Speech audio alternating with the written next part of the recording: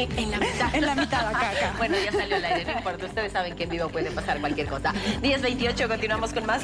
Es momento de Doctor al Día. Queremos dar la bienvenida a Jacqueline Carvajal, medicina metabólica. Y vamos a hablar de la obesidad y sus riesgos. Doctora, buenos días. Qué gusto tenerla aquí en el programa. Yo creo que tratar estos temas es súper importante porque no se trata de estética, se trata de salud. En eso es lo que nosotros nos tenemos que enfocar cada vez que decidimos alimentarnos de una manera correcta. Lo otro viene de la mano si le interesa bien, si no le interesa también, pero que usted y su familia estén sanos es lo importante. Por eso tratamos de este tema. Bienvenida. Un placer tenerla aquí. Creo que es importante iniciar que usted nos cuente cuáles son las estadísticas aquí en nuestro país. Me imagino que lamentablemente va creciendo la obesidad y no solamente en gente mayor, sino también en niños y esto es bastante preocupante.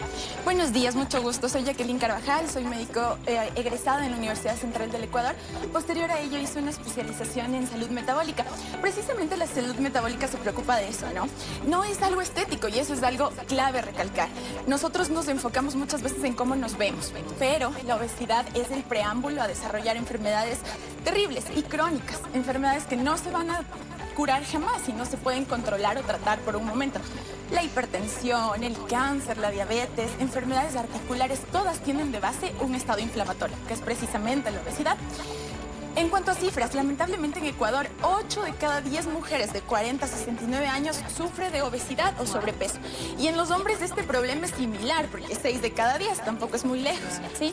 Esto se evidencia porque nuestro sector público tiene una crisis. Realmente nosotros como salud pública entendemos esto en cuanto a las enfermedades cada vez más prevalentes, aumentando la morbimortalidad por diabetes, por hipertensión, ¿sí? Y por otros problemas relacionados al sobrepeso. ¿Con los niños? Disculpa, ¿con los niños? Con los niños es aún peor, ¿sí? Porque si de más pequeños empezamos con este proceso inflamatorio que corresponde a la obesidad o al sobrepeso, las enfermedades crónicas se presentan a más temprana edad, perdón. Entonces, ahora tenemos pacientes de 30 años ya usando insulina. Pacientes de 35 años dependientes de diálisis, precisamente porque su riñón ya no funciona porque tuvieron diabetes durante 10 años. ¿Tú crees que falta un tema de educación en las escuelas, desde los hogares, para que la gente aprenda a comer saludable, de una manera más saludable? Porque, o sea, qué sé yo, la Cari, que tenemos unas dietas un poco más saludables, sabemos que las verduras, las frutas se deben comer, evitar tantas grasas y los dulces, pero la educación en general, ¿apunta hacia allá o hay o falta esto? Indudablemente yo pienso que en cualquier tema de salud, la educación es el pilar, para cualquier tema de salud. No se aleja de esto la salud metabólica. Es así que nosotros como ecuatorianos, nuestros platos favoritos contienen 2 o 3 carbohidratos, por ejemplo, papas, la huevita. Sí, entonces tenemos papas, arroz, pero muchas veces nosotros le decimos al paciente, por favor, ingiera un carbohidrato por comida, pero el paciente no sabe si el pan es carbohidrato, es proteína. Los frijoles, las lentejas, ¿qué hago? Claro. No, pero es que esto es una menestra, ¿cómo va a ser carbohidrato, doctora? Y eso es algo que sí nos obliga como personal de salud a educar a nuestros pacientes y por ende a nuestra familia, ¿no? Nosotros así hacemos una medicina preventiva, evitando que se desarrolle la enfermedad, ¿sí? Evitando llegar a la enfermedad y tratando de prevenirla más bien. Doctora, ¿qué es lo que sucede con la genética? ¿Podemos meter aquí a la genética o en realidad sí, la genética tiene obviamente pues su puntito, pero depende aún más de cómo nosotros desarrollemos nuestra vida? Bueno, aquí es un equilibrio, ¿sí?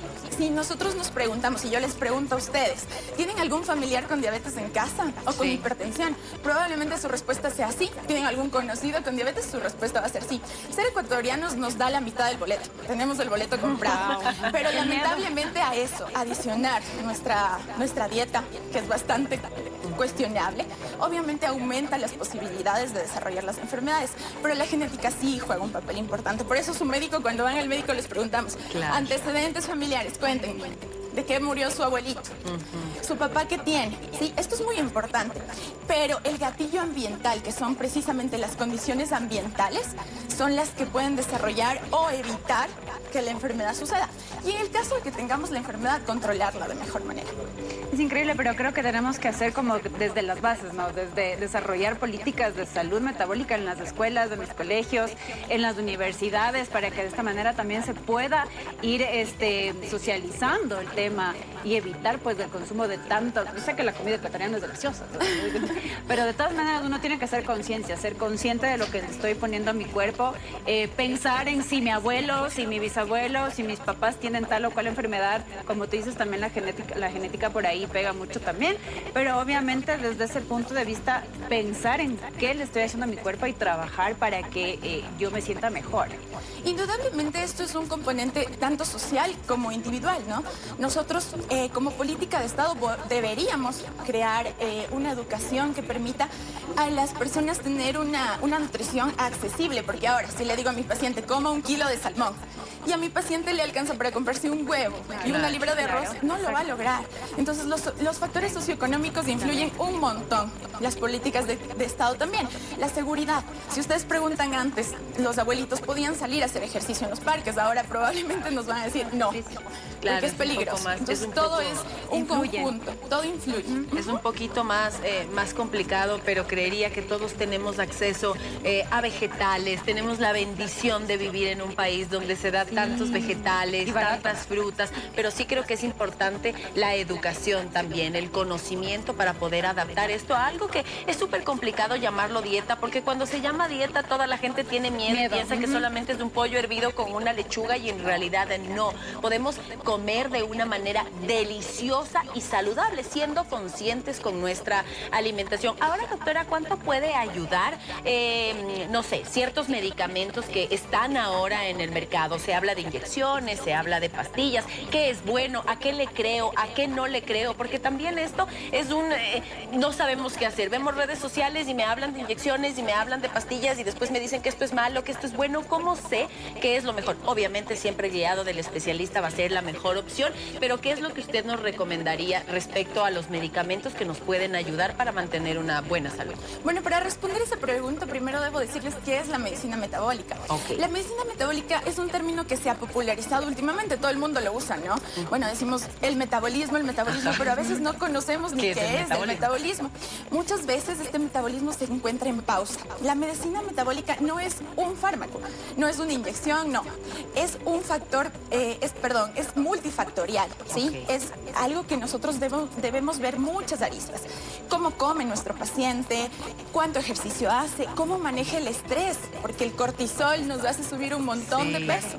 ¿Sí? Cómo maneja el estrés. Y entonces sí, también adicionar fármacos. Hay fármacos en la industria que ya están aprobados por la Federación Americana de Drogas. Entonces nosotros esos fármacos nos podemos ayudar de ellos. Sin embargo, si no son guiados por un especialista, obviamente eso va a generar unos efectos adversos indudablemente que van a ser dañinos a largo plazo en nuestra salud.